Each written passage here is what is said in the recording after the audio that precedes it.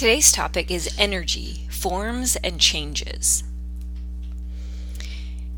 You can hear energy as sound, you can see energy as light, and you can feel it as wind. Energy is all around you.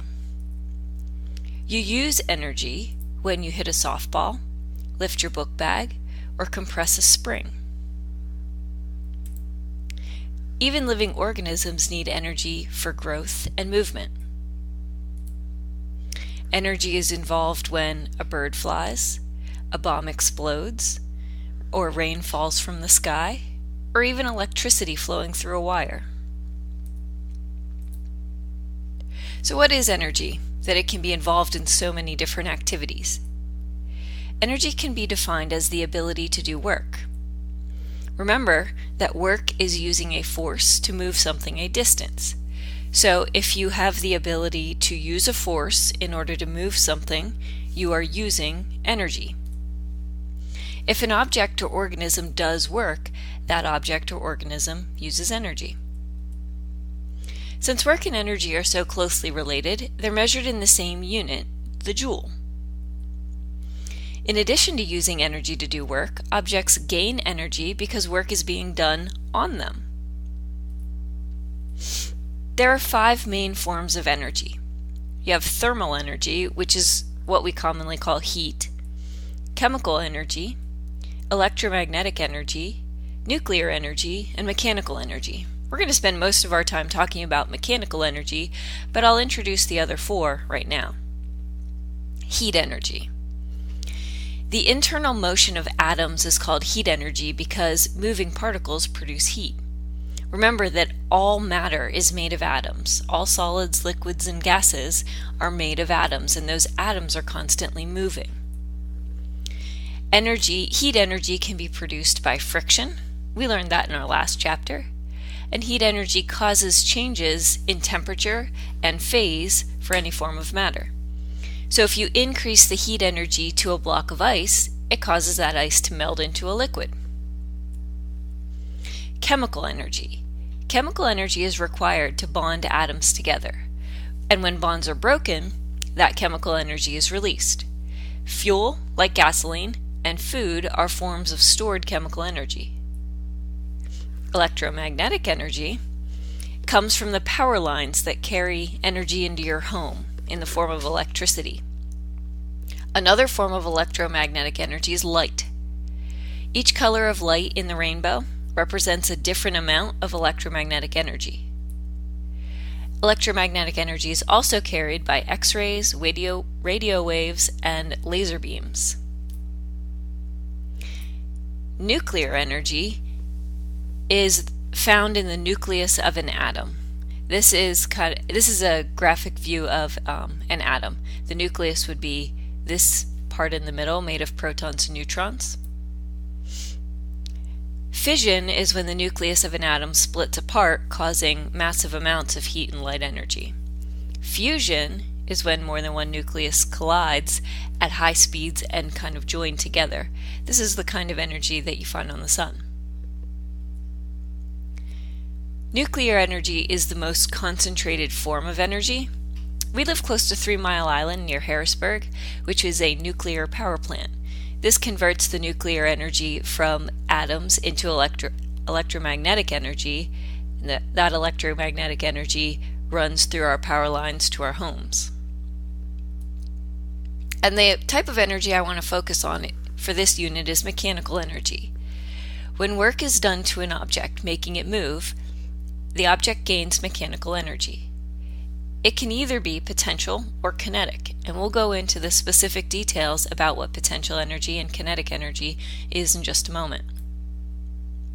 When you kick a football, you give mechanical energy to the football, making it move. When you throw a bowling ball, you also give it energy. And when that bowling ball hits the pins, some of the energy from the ball is transferred to the pins, making them move.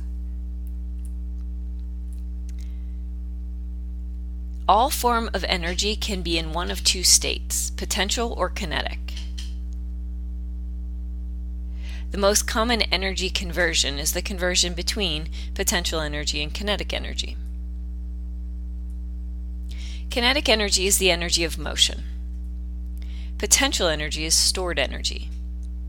Now let's talk about the specific information you need to know for each of these types of energy. Kinetic energy. The energy of motion is called kinetic energy.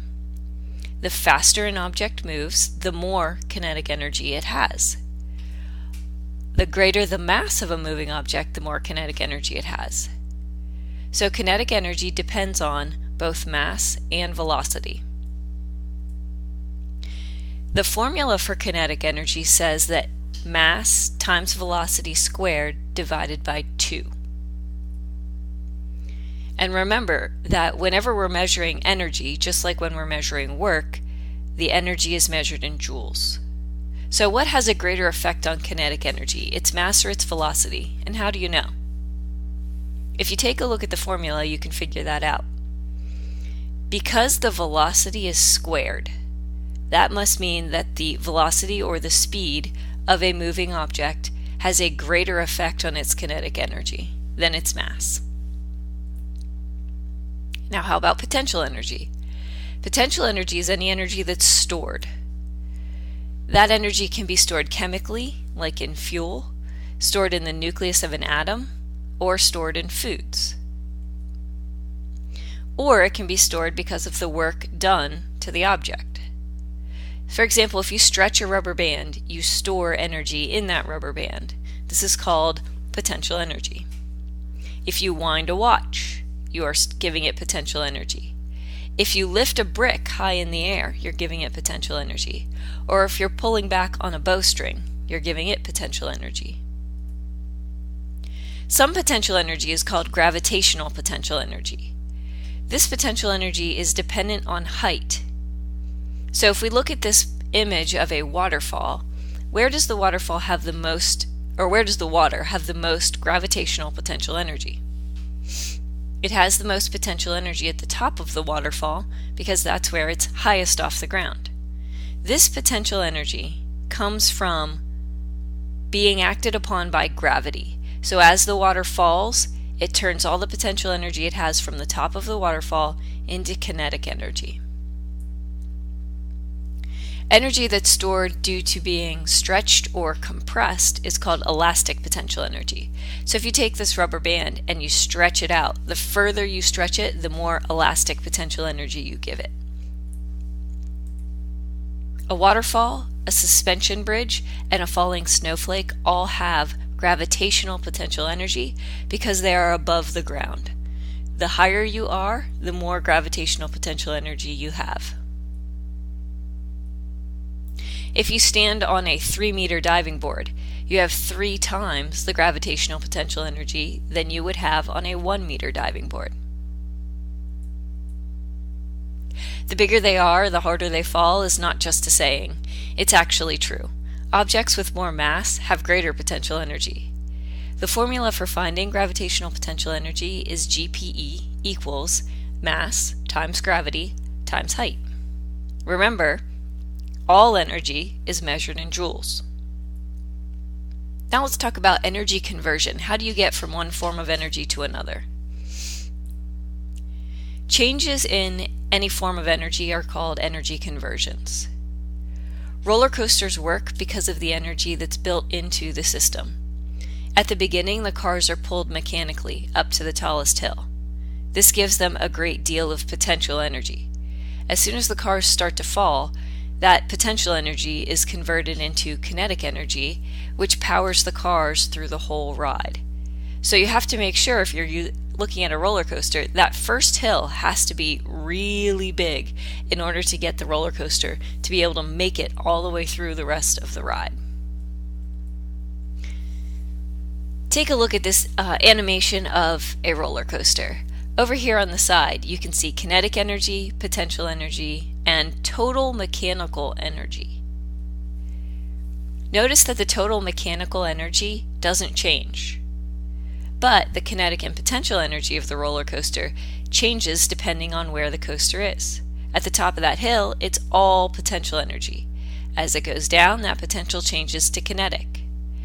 Then when it gets to the top of the loop, it's back to more potential energy, and so on and so forth throughout the ride.